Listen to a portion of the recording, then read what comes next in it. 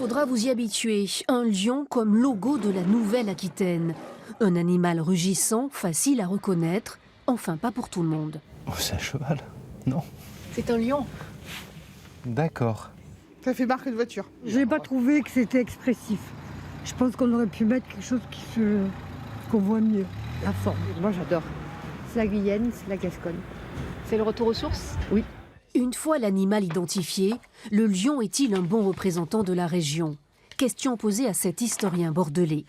Cette nouvelle identité visuelle est d'abord une référence à Richard Cœur de Lion. C'est une référence historique, d'une part à la période de l'histoire de l'Aquitaine, qui est la période médiévale, du Moyen-Âge, pendant laquelle l'Aquitaine était en relation avec l'Angleterre.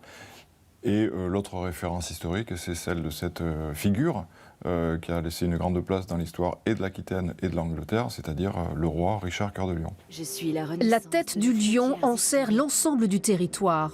Problème, en calquant le logo sur la carte, il manquerait une partie du département de la Creuse. Soit vous agrandissez la tête du lion, vous faites quelque chose, vous nous faites rentrer dans la Nouvelle-Aquitaine puisqu'on fait partie de cette région. Ce blason et ce logo ont été imaginés et réalisés en interne par le Conseil régional.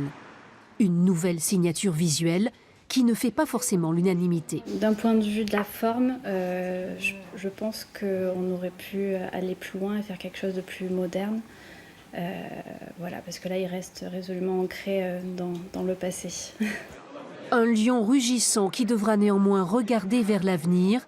Ce logo est un nouveau cap dans l'histoire de notre région.